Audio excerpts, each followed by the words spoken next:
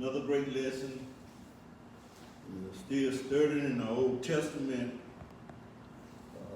Again, we're still in the book of Judges. Again, these lessons are centered around Israel's early leaders. So we studied about two judges that's going to be leading God's people.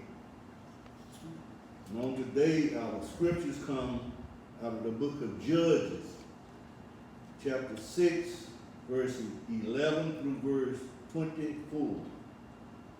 For all our listeners, Judges, chapter 6, verse 11 through verse 24. And our subject on tonight is the call of Gideon. Amen. The call of Gideon.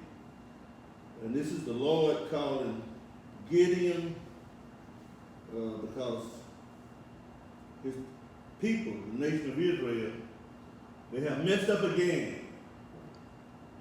By that messing up again, they have gotten out of contact with the Lord. And Gideon, he is the fifth major judge that's leading the nation of Israel. Mm-hmm. And Gideon is from the tribe of Manasseh. Gideon was not from what we would call the upper class of people. And he was called by God. And let me stop right there for a minute. Yep. When you study your Bible, you find out God calls them all different classes. That's right. Because he's a God that whatever he does, he's a God that can do whatever he wants to do and does not have to give an account of anyone. So we find that this Gideon, he did come from I don't want to say a lower class, but just a simple people. Yeah. And he was called by God. And he wasn't one that was in a hurry to accept the calling of God.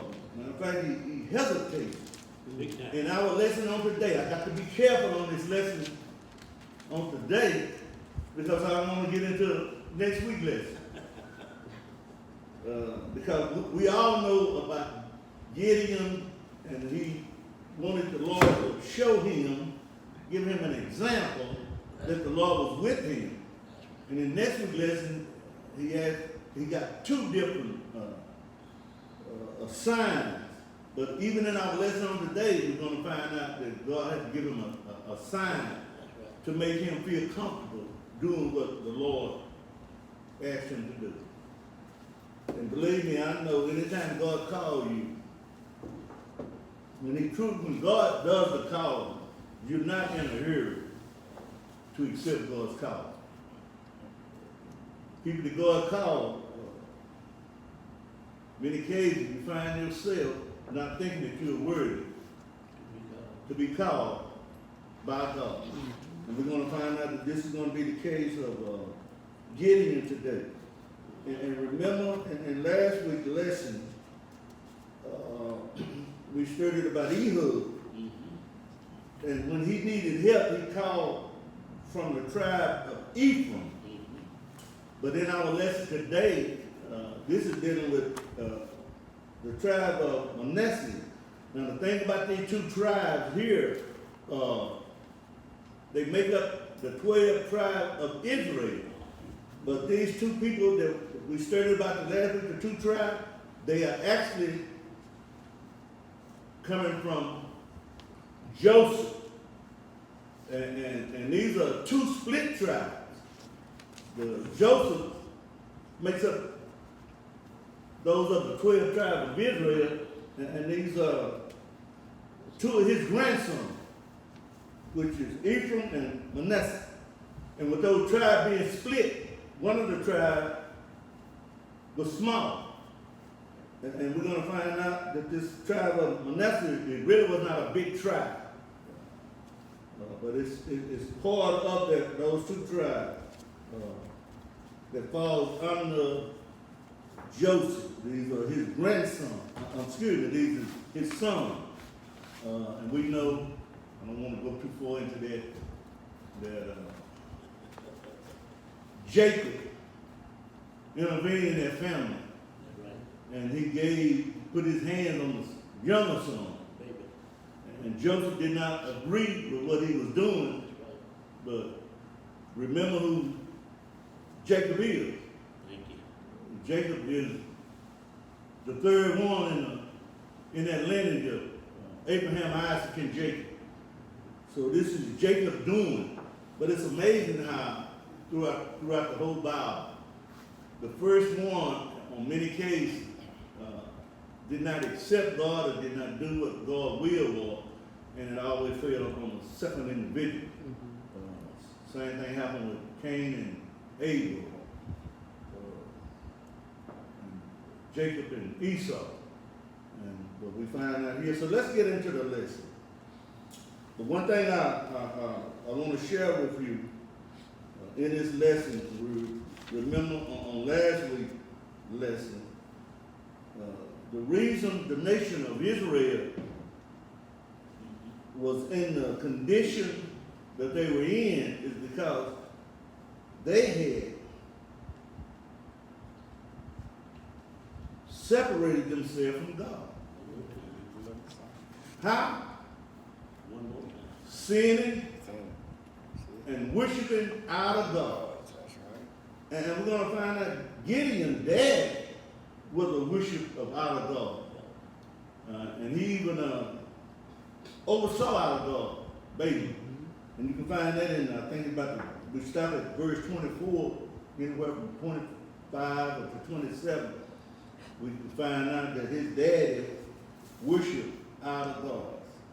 So we find in our lesson on today that Israel had messed up again with God. And the fact that they had messed up with the Lord, they were separated from God. And we're going to find in our lesson today, they thought that God had befallen them, but it's the other way around. And if you go back to the beginning of our lesson, Judges 6:1, we will find out that they was oppressed for 7 years. And after 7 years of oppression, the children cried out unto the Lord. You can find that in chapter 6, verse 7. And when they cried out to the Lord, in Judges 6 and 8, God sent a prophet to speak to the children of Israel. But even though God sent a prophet to speak to them, they continued in their sin and they continued in their adulterous way, out of worshiping out of God. But thank God, even though they cried out, we find in our lesson on today that the Lord still heard their cry. In Judges 6 and 11 it said, and there come an angel of the Lord and sat on an oak, which was an oak that pertained to Joab, the Aphrazite, and his son Gideon threshed wheat by the winepress to hide it from the Midianites. So, first of all, the location of our lesson on tonight is Oprah. And Oprah is a city. It's a city in Israel. And this place was a fertile valley in northern Israel. And what I mean by fertile valley, the ground was just fertile. And when they planted their crops there, they would produce abundance of whatever they was planting there. But my brothers and my sisters, things had got so bad until the Lord had allowed another nation to come in. And soon as those crops produced, these two nations was raiding their crops. That they was taking their food that they had planted, and they was taking it at such a rate that not only did they not have enough food to feed themselves, they didn't have enough food to feed their livestock. And my brothers and my sisters, when you act up with God, sometimes we need to do a check on ourselves. Because we're going to find out something here in our lesson. And I don't want to jump down to verse 3 right now, but I want to go back up to this verse 1 where he said that Gideon, he was threshing wheat by the wine press. Notice what it said, to hide it from the Midianites. First of all, you don't thresh no wheat in no wine press. Normally when you're threshing wheat, you want to get on an elevated place. Because when you're threshing that wheat, then the wind will come through and blow all of the chaff away. But why was he down here in this wine press? And another thing, a wine press is where you made it, and it enclosed the grapes or whatever they were making, where they could walk on the grapes and squeeze the juice out. So for him to be threshing the wheat, it was very inconvenient. But the reason he was doing it is because he was hiding from the Midianites. That's right. Because if the Midianites caught him threshing his wheat, they were going to take it away from him. That's right. Yes, sir. Another thing you have to look at, Pastor, see, while he's up on the top, that wind would blow that chaff away. Yeah. Down in the wine press, the dust would settle in the marsh of the wine. That's it right. wouldn't blow out, so they would never know he was there. Right. This was very inconvenient for him. But he was doing it, and keep in mind was that to hide it from the Midianites. That's right. And that's a terrible thing when you're growing your own food. Yeah, and you got to hide. And you got to hide. In harvest time. And then verse 12 said, and the angel of the Lord appeared unto him and said unto him, the Lord is with thee, thy mighty man of valor. Now, notice how the angel addressed him. The angel addressed him by being a mighty man of valor. And the first thing came to my mind, how could he be a mighty man of valor? How could he be a fighting man? How could he be a brave man? How could he be a strong man and he hiding from the Midianites just to thresh his wheat? At this point, he is no mighty man of valor. At this man, he's a scared man. Scared to go up on high places to thrash his wheat. Yet and still, he got to go down to low places. And you're right, Deacon Preston, with him being down there, everything is working against him. But notice it said the angel of the Lord. And a lot of the commentaries, they do share with us who this angel of the Lord that appeared unto him. It is the pre-incarnated Jesus Christ. So we saw when he showed up on the scene, appeared unto him and said unto him, the Lord is with thee. And we'll get into verse 13. And Gideon said unto him, O my Lord, if the Lord be with us, why then is all this befallen us? And where be all his miracles which our father told us of, saying, did not the Lord bring us up from Egypt? But now the Lord hath forsaken us and delivered us into the hand of the Midianites. And that last part was right, about the Lord had delivered them into the hands of the Midianites. But that part about how the Lord had forsaken them,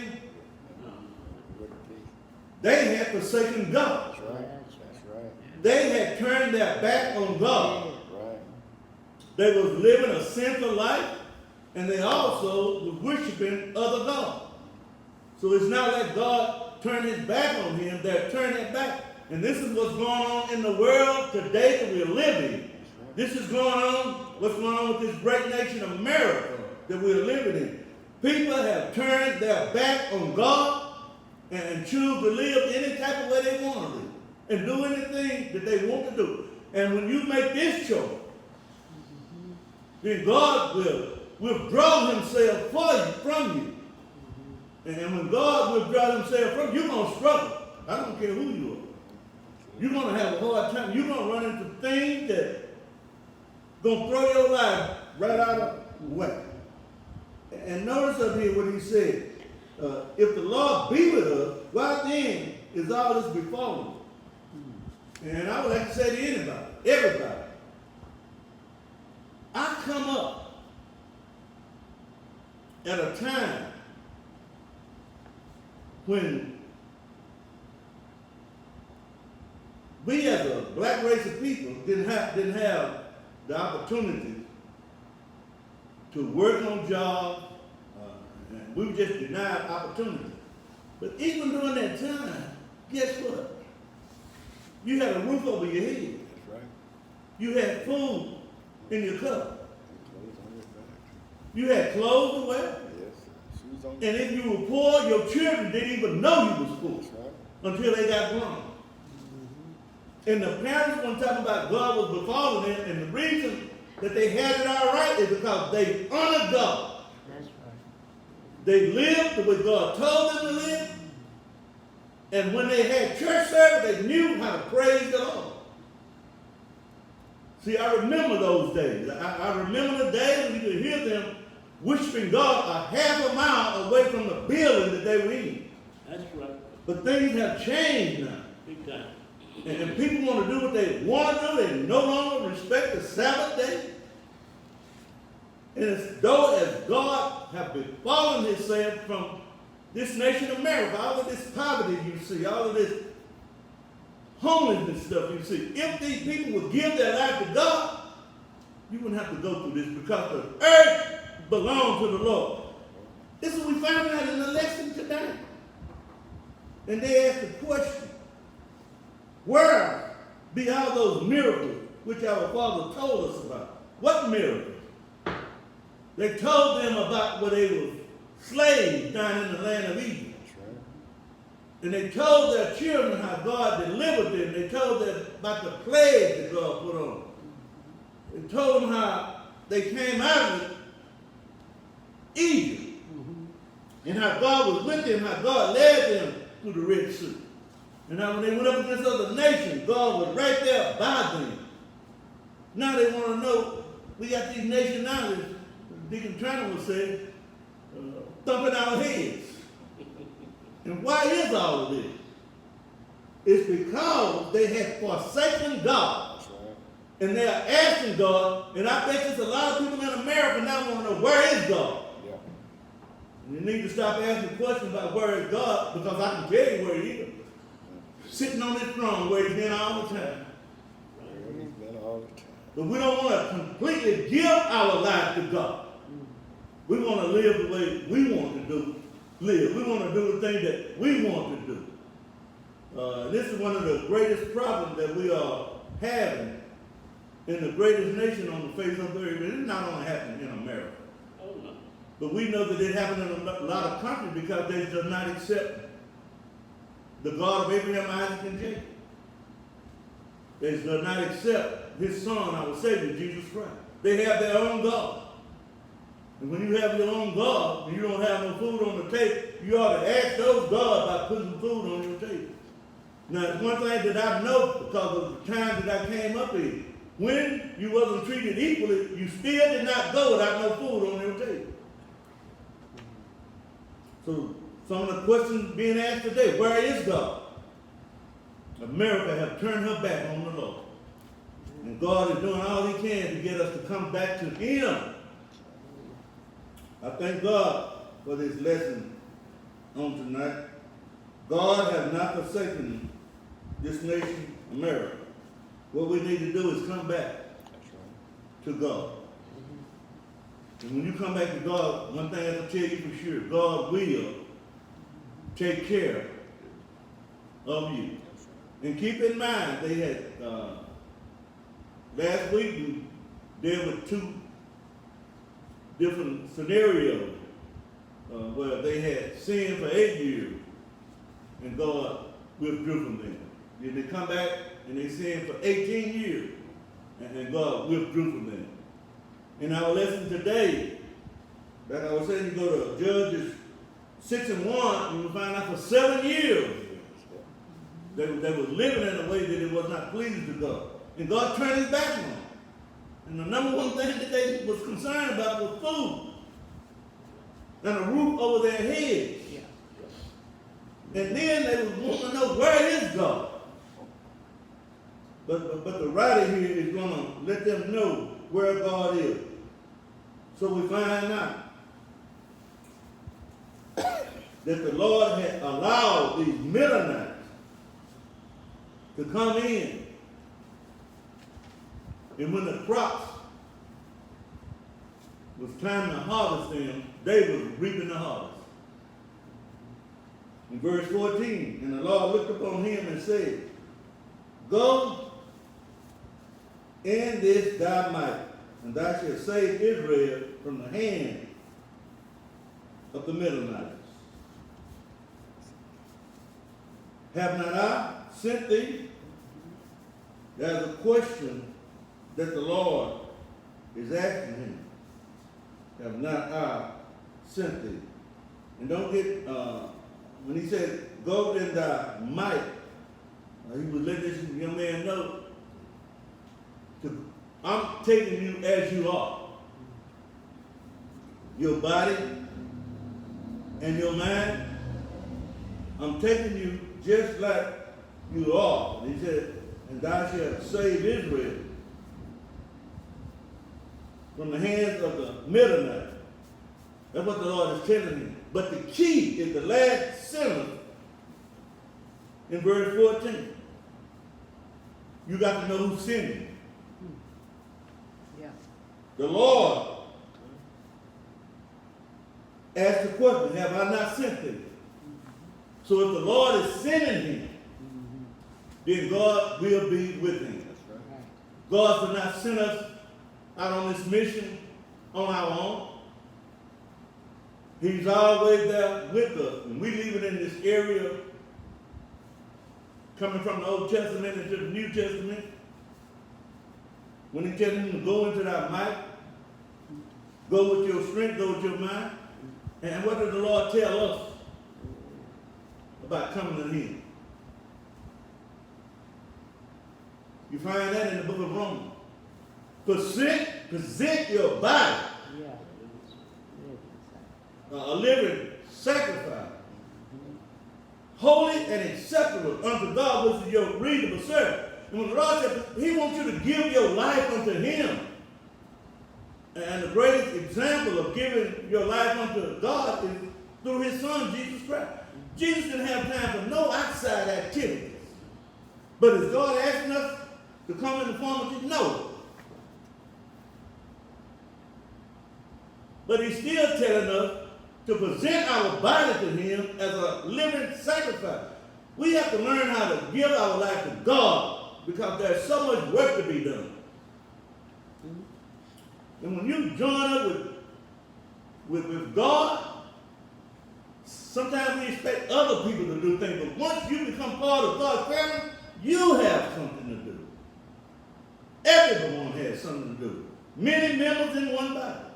So we find out that he took this one man, and God is getting ready to use him to do his will for the whole nation of Israel.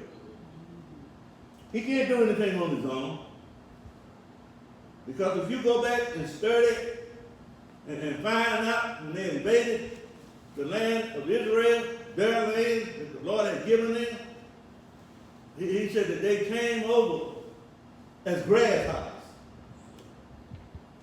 And he said that they had so many camels and things like that you can't even number them. So you mean to tell me they sent all these people over here and God telling him that you can go against them with your own might, but God is still in control. And God is looking for people to do his will. And again, we have to learn how to be obedient to God, to obey God. And the main thing, give our life unto God. Amen. Verse 15, he said, and he said unto him, O my Lord, wherewith shall I save Israel? Behold, my family is poor in Manasseh, and I am the least in my father's house. Now, remember the tribe of Joseph, which made up the 12 tribes of Israel, was split between his sons. So with this tribe being split, one of the tribes was larger than the other one. And this one here is the smallest one. And when he talked about my family is poor, they was not as wealthy as the other tribe. And for him to talk about, am I the least in my father's house? I don't know if he was the youngest child, but out of all of the nations of Israel, this was the least of all of the nations. And here you are, Lord, asking me to go up against this powerful nation. And it wasn't only the Midianites, there was another nation that had joined in with the Midianites. So here you are, Lord, asking me, a poor man, and the least in my house. Only people look at people like that. What are you talking about, Pastor Paul? If God want to look into using our family for an example, people have a tendency to put people in classes. Some up here, some down here. Only people do that. When God get ready to choose who he's going to choose, he don't go by any class. And this man here is thinking, I'm a lower class. I'm poor. I'm the youngest.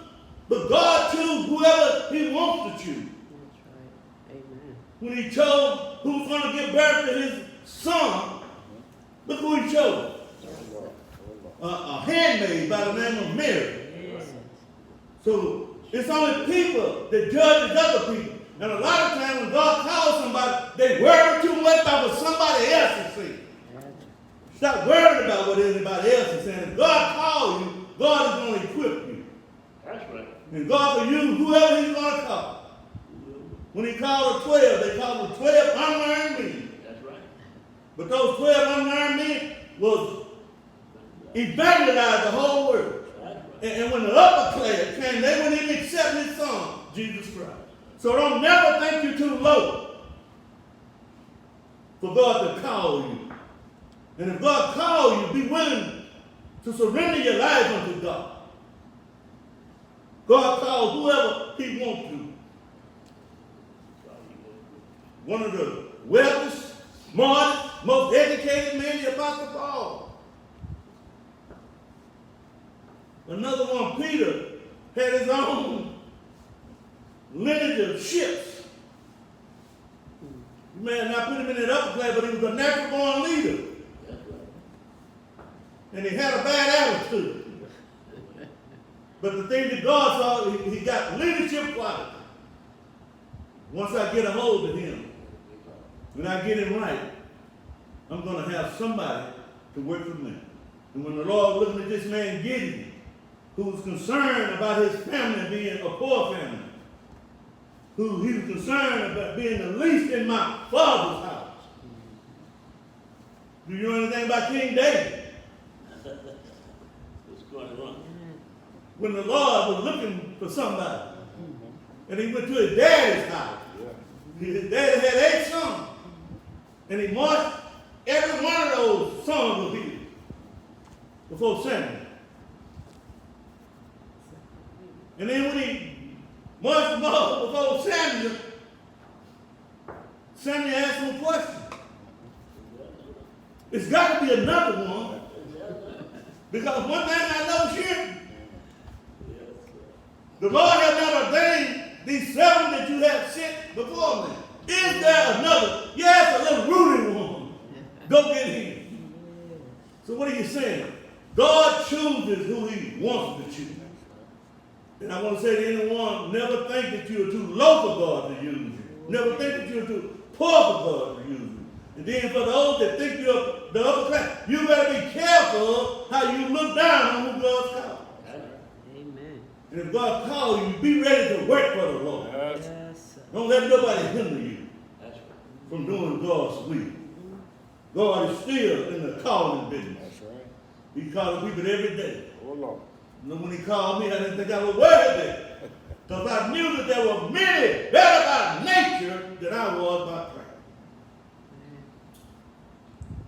Verse 17 and 16. And the Lord said unto him, surely I will be with thee. And we won't have to go back and get some understanding in verse 14. When he told him to go in thy own might. The reason the Lord was telling him to go in his own might, you find the meaning of that here in verse 16. The Lord knows that I'm going to be with you. And as long as I'm with him, he can accomplish what my will is. And I want to say that to all of us, all of the listeners. Oh, yeah. If God is with you, it's more than the whole world being against you. Amen. And the Lord said, he didn't just say, maybe I will be with you. Surely. God tell you, surely. Surely. And that's who you listen to. What get us in trouble is listening to other people. Yeah. Surely I will be with thee. He said, and thou shalt, not thy might, Yeah. You're going to do it. thou shalt smite the Midianite as one man. Even though there's so many of them that you can't count them according to what the scripture said about them. But the Lord said, as far as I'm concerned, they're going to be just like one man. And I'm calling one man to go up against them. Oh, it's so tempting for me to go into next week's lesson. But I got to leave it alone. But can I get just a little bit here? Just a teeny bit of it. What is it, 135,000? And he ended up with 32,000? And I'm going to leave that alone. I'm going to leave it alone. That's all. I don't want to mess up next week. Then. But the God said, when I look at him, I don't see but one. Thank you. Because I'm God. And I'm God all by myself. That's right. And thou shalt smite the Midianite as one man. What is God doing? God giving this man that was up, that should have been up on the hill, thrashing the wheat, but he's hiding down in the valley in a wine press. And some of the commentators said he was at the entrance of a mountain. That if he heard anything, he was going to take what little he had and go in the mountain. Try to hide from the middle of the night. And here God is telling him when I get to do something, when I get to do something, those same Midianites that you're afraid of, God said you're going to smite them as one man. What a mighty God. What a mighty God. That we serve. Yes, sir. This is good news to me. Yeah. And he said unto him, watch this. And he said unto him, if now I have found grace in thy sight, then show me a sign that thou talk with me. Even at this point, he's still not convinced Yes. of what this angel is telling him. I hear what you're saying, angel. But I need something. I heard what you're saying. I know what God did to Pharaoh. I know what God did to at the Red Sea. I know what God did to Shadrach, But Lord, if you want to take on this, me to take on this task, I need something, Lord. Show me a sign. I know what you did back then. Yes, sir. And that's what I'm so thankful for, my brothers and my sisters. I knew what God did for that generation that came before me. And if God did it for the generation that came before me, he'll do the same thing for me. Yes, he will. But there's something else I know about that generation. I know about my mother, and then I know about her parents. One thing they did is they served the Lord. And my grandfather on my mother's side, and my grandmother on my mother's side, they were farmers. And my grandfather got up before the sun rose. And he worked until the sun went down. That's right. But anytime that church, he was a deacon, they still talk about him. But anytime those doors of that church flew open, he was the first one there. And he was the last one that leave. And they had so much confidence in him because he dedicated his life to God. And out of all that work that he did, a farmer working in those fields from sun up to sundown. And if they had revivals and stuff, he shut the work off soon enough. That he could go to that church and have that church ready for the people to come to anything. What do you mean? They didn't have air conditioning and all of that. But no one comes sitting out in no car. And he had to go into those churches because sometimes those churches had walls and everything else in them. He had to open it up and get it suitable for people to come in there, turn the fans and things on. But he was dedicated to the Lord. And the Lord provided for him. And they had 12 children. And grandmama never worked. But you could smell that food cooking up a mile off. And not only did she feed those 12 children, but she would let anyone come to that house. Before you sit down, first thing she wanted to know, do you want something to eat? And guess what? They always had plenty to eat. And this is what's going on here that these people in our lesson today, it's the food. The Mennonites were taking their food. Same thing going on with us in America today. One of them number one things on it, shortage of food. Yeah. But God can feed you. You don't have to stand up with no sign in your hand, asking nobody for no 25 cents. Give your life to God. Then we're going to verse 16. But we just finished 17. Where he asked to show me a sign that thou talkest with me. And this is an angel of the Lord talking to him. If you study most of your commentary that you study, they're going to declare that this angel in this case is the pre-incarnated Son of God, and his Son, Jesus Christ. Verse 18. Depart not hence, I pray thee, until I come unto thee and bring forth my present and set it before thee. And he said, I will tarry until thou come again. This is the conversation that's going on between Gideon and this angel. And notice what Gideon is telling him. And let's go back, my brothers and my sisters. I'm about as serious about this as I can be. That generation before me and their foreparents, they was not wealthy, they was not rich. But whenever you went to their house, they always offered you something to eat. What is Gideon doing here in this 18th verse? He's telling the angel, don't leave me right now. When he said, depart not him.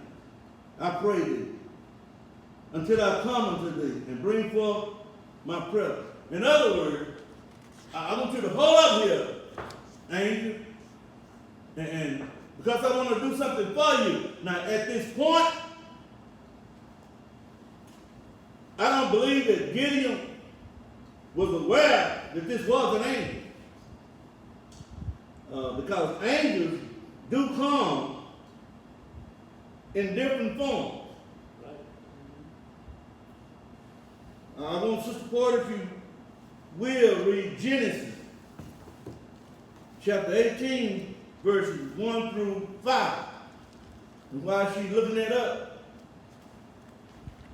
when the angels came to announce the birth of Jesus Christ, that angel's presence was so awesome that it lit up everything. And the first thing the angel had to say is, fear not. But notice this angel never mentioned the fact that fear not. And the reason I'm going there because I believe that he presented himself in the form of a human being. And this is why I want to go with what she's getting ready to read to us right now. Verse 18. 1 through 5. And the Lord appeared unto him in the plains of Mamre.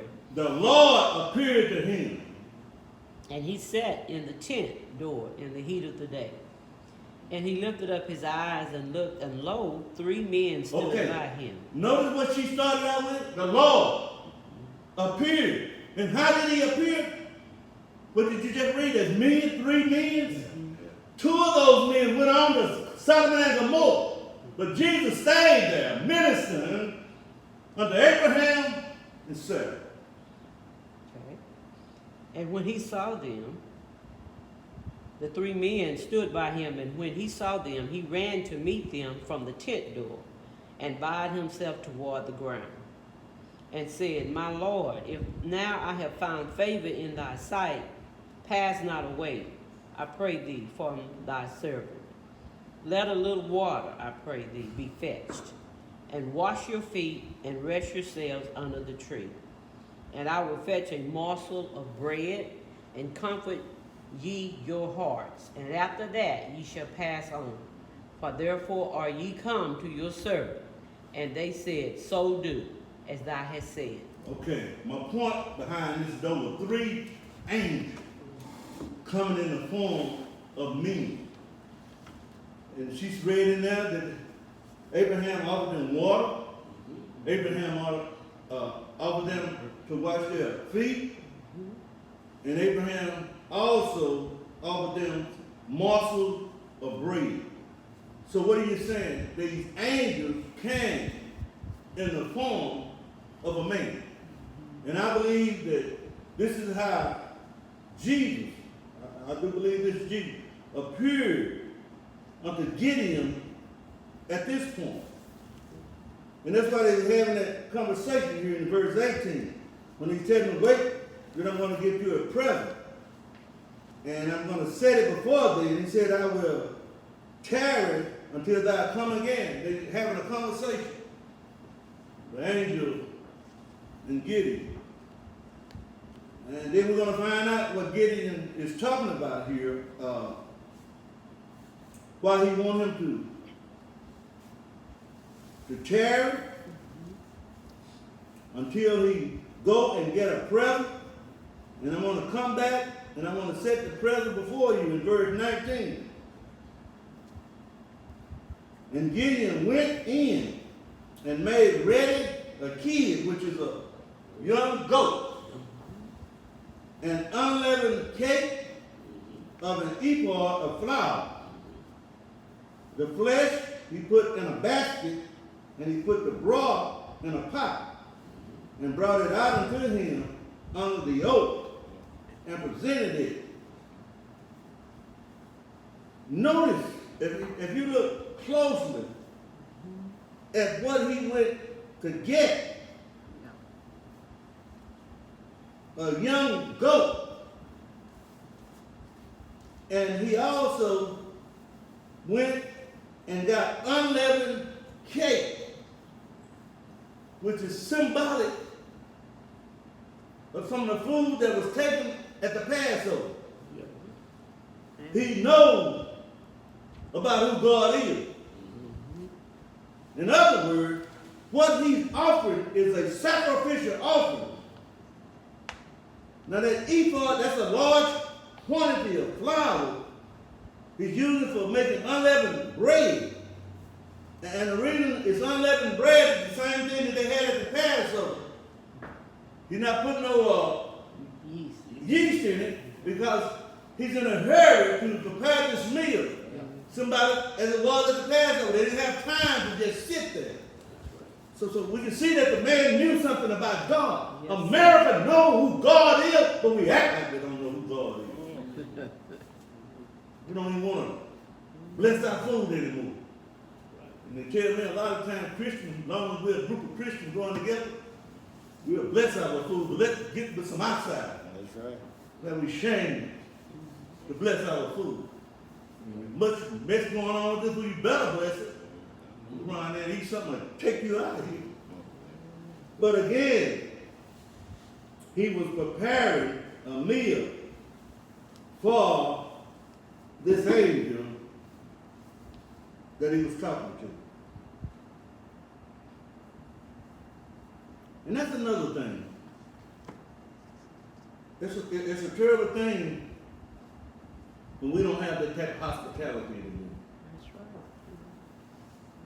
People come visit you. People used to want to know you want something to eat. You want a drink of water. That's God.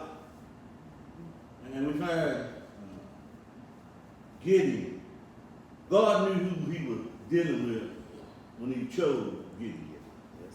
Gideon had been taught how to serve the Lord. And let me share this with you. Even though he had been taught, his daddy was still serving out of God. Yeah. But it's something about this boy that he knew who God was. God knows what's in our heart. And that's why when you give your life to God, don't worry about other people. Give your life to God and be willing to do what thus said the Lord. Amen. Because this boy didn't want to just send this angel away empty-handed. He wanted to prepare something for him and asked him, would you please wait? And like I was saying, when we read this, it does not say that's what it was.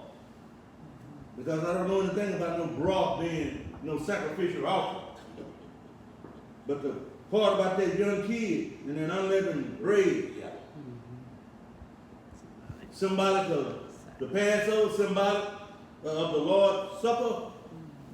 But he brought it under the oak and he presented it to this angel. And I know you keep hearing me say that who I believe is none other than Jesus Christ. And the angel of God said unto him, take the flesh and the unleavened bread. That we take the flesh and the unleavened cake and lay them upon this rock and pour out the broth. And he did so. Then the angel of the Lord put forth the end of that staff, of this staff, that was in his hand, and touched the flesh and the unleavened cake. And there rose a fire out of the rock. Yeah. It consumed the flesh and the unleavened cake. Then the angel of the Lord departed out of his sight. What a sight, what a sight. Let me share something. Yes, what is that? When this boy saw this, when he saw that the fire rose up, look where it came from, out of the rock. You know my mind. When you start talking about a fire, it tells me that when our God comes, he comes as a consuming fire. Yes, sir. And when you start talking about a rock, I know a solid rock that I need to stand on. Yeah. And that rock is none other than his son, Jesus Christ. Yes. Solid rock. And when this boy saw all this going on, you remember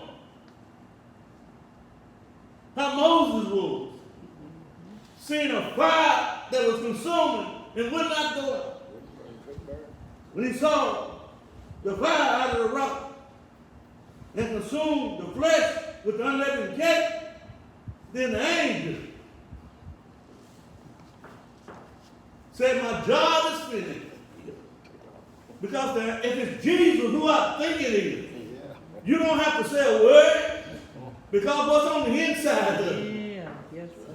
Jesus knows what's on the inner part of a person. That's right. And when this boy responded after he saw all of that, Jesus had time for me to leave here and go back home. And what happened in verse 21, you could go back and relate that to verse 17. Because in verse 17 he said, show me a sign.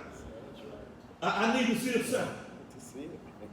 And when he saw this flesh and this unleavened cake, how a fire rolled up out of the rock and consumed me. That boy knew that he was standing in the presence of the Almighty God. Yes, sir. He knew that. Yes. But what a scene this was. For him to stand in the presence of an Almighty God. Yes, sir. My brothers and my sisters, I'm telling you this. I believe in my heart that this was Jesus Christ visiting him in the form of a man. And if Christ was visited back then in the form of a man, even under the title of an angel, God is still sending angels to talk to people. Somebody might think, preacher, do you know what you're talking about? The Apostle Paul that came under the dispensation of the New Testament. Let's see what he had to say about angels showing up in the presence of men like you and I. Somebody find in Hebrews chapter 13 and verse 2. Hebrews chapter 13 and verse 2.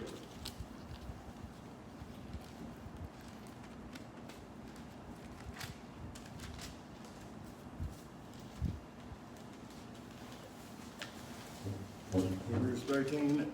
13 and 2. Hebrews 13 and 2. Be not forgetful to entertain strangers, for thereby some have entertained an angel unaware. Better be careful. Yes, sir. Preston, you need to read that I again. need to read it again, Pastor. You need to read that again. Be not forgetful Be not forgetful. to entertain strangers, for thereby some have entertained angels unaware. Some angels have come in the presence of us. Yes, sir. Someone's not even aware. We cast them aside. Yes. They're in the presence of one of God's saints. Why would God keep sending angels? Because God loves us. That's right. Because God wants us to get it right with Him. Yes, sir. Yes, sir. God does not love to see us suffering, going through the things that we go through down here. And God does all He can. Look what He was doing with these people. This is the third trip that they have turned their back on God and prayed to God. And even when God sent a prophet unto them in one of those verses, they did not hear the prophet, but God loved the nation of Israel so much, He sent His Son to talk to them.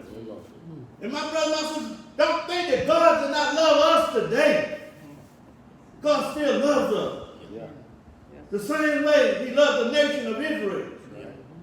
God does all He can to show His love to us. And I believe that God's still sending angels, even in 2020. Yeah.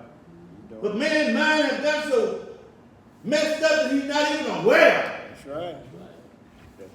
when he's standing in the presence of an angel. Yes, sir. I've heard talk that I knew it wasn't nothing but an angel. And I hope I can get this story right. I might not tell you exactly how it happened, but it happened to a member of our church. When Sister Moody was telling us about a wreck that she was in, and how much damage it did to the car. And all of a sudden, someone showed up to help straighten out all of that mess that was involved with that wreck. And I don't know, it's been a while, but once everything got straightened, they looked around. And that person there to help them get all of that stuff straight and help them get out of that wrecked vehicle. So when they looked around for it, Yeah. couldn't find it nowhere. And it just pays to live right, Yeah. to do right, to worship and praise the Lord we serve, because God is still taking care of his children. And when we get ourselves in some situations we need help from up there, God will dispatch An angel. an angel. That's right. And the Apostle Paul told us in the new dispensation to be careful. Sometimes we're unaware that we're in the presence of an angel. That's right. And that's how much God loves the human race. That's how much God loves mankind. We thank God for being the type of God that he is. This boy got the assurance now that God is on his side. Yeah. Yeah.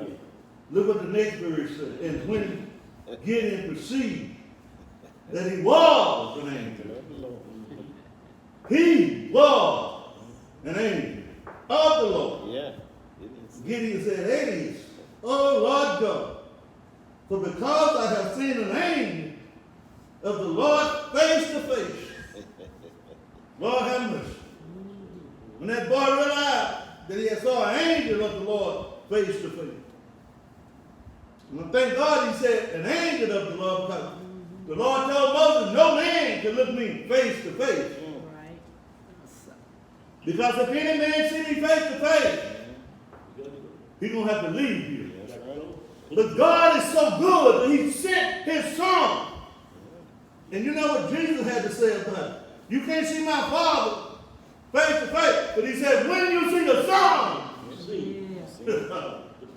you can also see the Father. Yeah. God is a way maker for us. He makes ways out of no way. Yeah. And God loves us so much. All of this stuff that's going on in the world, God is behind all of this. And he does stuff. Romans 8:28. Everything. I don't care how bad it seems. Everything works for good for those that love the Lord. Yes, sir. According to his spirit. So we find out here in verse 22 that boy realized that I have seen an angel of the Lord. Here I am, a little poor boy. Not only am I a poor boy, but I'm the least of all of the children in my family. You don't never get too poor for God. Man might put you in a category, but there is no category with God. But when he sent his son down here on this earth, he sent a forerunner named John the Baptist. He said, I want you to get there, and I want you to bring every low plane up. And every high plane, I want you to put everybody Same plane. on the same plane. Yeah. There's no big I, Yeah. and there's no little you Yeah. with the Lord. That's right. He's so high up that I don't care how tall you are. Yeah, you can't see him. But he's so high up that when he looks, he can see people. He don't see tall people. He don't see fat people. He don't see short people. He see people. Yeah. And that's what we need to start doing. Looking at people as who they are. Because this boy did not think he was worthy of the call until he met this angel face to face. In verse 23, he said, the Lord said unto him, peace be unto thee. Fear not, thou shalt not die. And for him to know who he's going up against, all of these Midianites, we're going to find out. I got to fudge a little bit of it. I know it's at least 135,000, but he said over the first part of his lesson that there was as grasshoppers that you couldn't number them. Yeah. So many. But the Lord is telling him, you're going to fight my battle. One thing you don't have to worry about how many numbers there are. So let always just like that number one. But you don't have to worry about that because the thing about it, you will not die. And another thing, you don't have to have no fear. And I would like to say something to all our listeners to this word. We don't have to have no fear about what's going on in this world. If you got God on your side, God will, God is able, and God can take care of you. And there's one thing God does not want us to waking up with no fear in our heart. God wants us to have that father, son, daughter relationship just like we have with our children. How many parents, children wake up in the morning scared? How many children wake up in the morning wondering, am I going to eat today? How many children wake up wondering, what am I going to put on? A good parent provides all this for the children. And the children lay down in peace and wake up in peace. Yeah. And the Lord telling him, said unto him, peace be unto thee. Yes. Even in the midst of getting ready to go to battle, go into battle with peace. Yes. Because of who I am. And I can take care of you. And when you are working for me, you don't have to worry about nothing. How can you die on life? Thank you.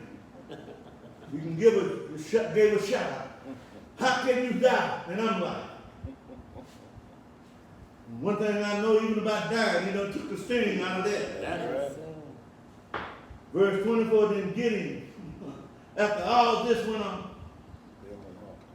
after the angel came and met him face to face, and after God gave him the assurance that I'm with you, and God also gave him the assurance that you will smite the Midianite. And don't worry about the number. And if you want some number, it's 1 against 1. Where do you get that from, Brother Porter? It's right there in the scripture, in verse 16. Y'all count numbers, but I make numbers count. That's right. Thank you. I almost jumped over the next week's lesson. The Holy Spirit keep me off of it. So we find Gideon. Last scripture, he built an altar. There, right there, where he was. Yes, sir. Unto the Lord. And he called it that altar, Jehovah Shalom. Until this day, it is yet in Oprah. You know, Oprah is still that city that produced. It was fertile, but is it there today? I don't think so. But at the time of the writing, which was 1191 BC, but it says to this day is yet the offering of the absolute righteous. And thank God, after all of this went down, Gideon wanted to build an altar for the Lord. Why an altar for the Lord? Because an altar is symbolic of the presence of God. This altar is a token of divine acceptance. Yes, sir. Just like the fire consumed the offering. After all that went on in our lesson today, just like the fire consumed the offering, when the angel left Gideon, it is one thing that he knew in his heart. Just like the fire consumed that offering, the God that I serve, he will consume the middle night. And I want to say what God did for the nation of Israel at that time. What was oppressing God's people at that time, God removed what was oppressing them. Yes, he did. But the reason God moved what was oppressing them, it'll work today, which worked 1191 BC. If you want God to come into your life, if you're being oppressed, if things going on that's troubling you, bearing you down, all God wanted to do was for them to get right. Get right with him. And when you get right with God, he is Jehovah Shalom. In the midst of this world and all the chaotic stuff that's going on, God still is Jehovah Shalom. God can and God will if you get your life right with him. The Lord will grant you peace. Yes, he will. Because of who his son is. Yes. He is the Prince of Peace. Yes. He is Yeah. Yeah. one that's called Wonderful.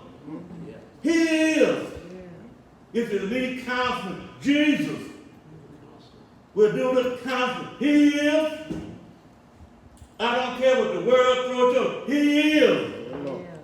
the mighty God. Yeah. Oh, yeah. And God declared that he is the Prince of Peace. The governments all over the world has the world in the condition that it is in today. But I want to tell you about another government. And this government that I'm talking about, because governors rise and governors fall. Yeah. Governors live and governors die. Yeah. But there is one called a governor that the government sits on his shoulder. Oh, Lord. And his name is Jesus Christ. Yeah. And if you accept him and let him govern your life, he is Yeah. the Prince of Peace. Yeah. And he is still governing this world. Yes. And I don't care what they're doing to everybody. Give your life to Jesus Christ. Still on the throne. And watch Jesus Yes, sir. put peace in your life. Yes, sir. And my brother and my sister, when you got peace, Yeah. all the silver and gold at Fort Knox cannot buy you peace. Oh, Lord. The Oh, only way you're going to find peace, Oh, yeah. you got to accept it through the one with the top. That's right.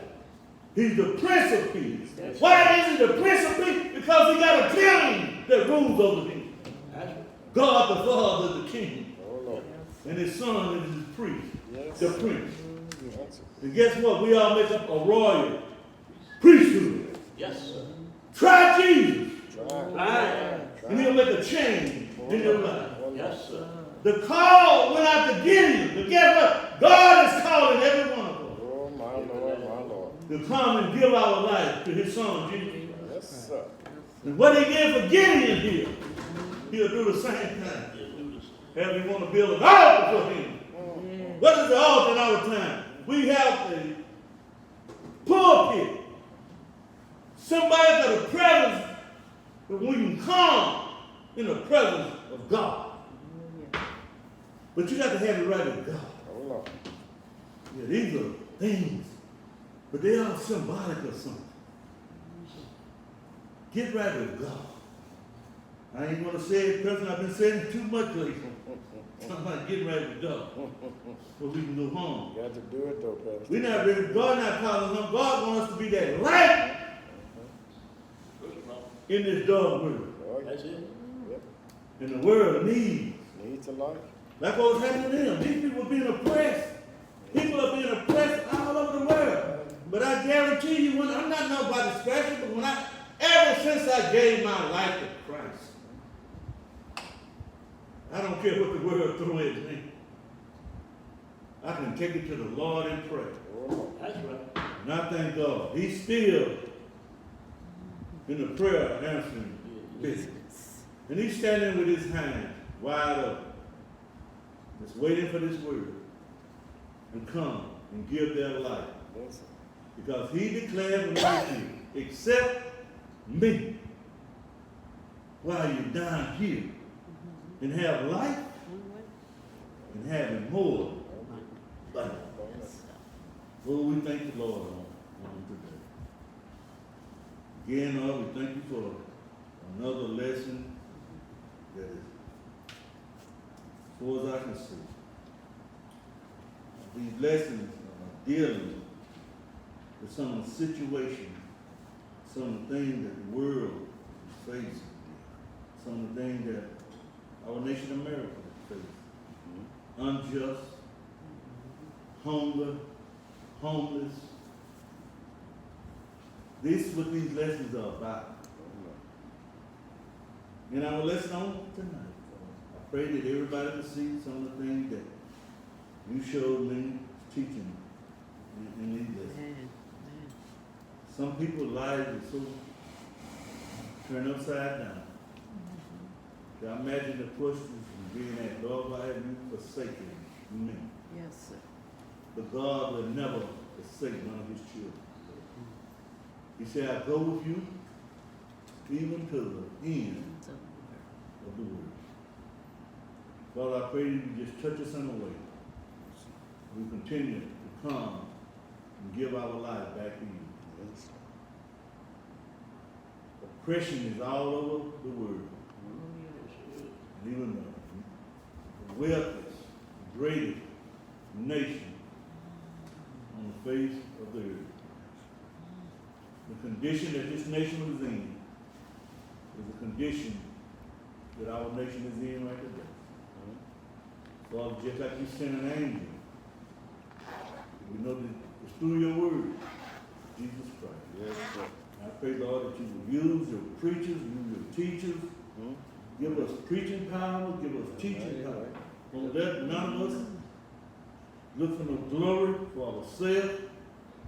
Use us, Lord, like you used this young man that did not think he was worthy of your coming. Use us to tell the world how much you love them. And if they just turn and give your life to them. And at the end of this judge's reign, the nation went another 40 years without being oppressed. And for everyone that did individually to give their life to God,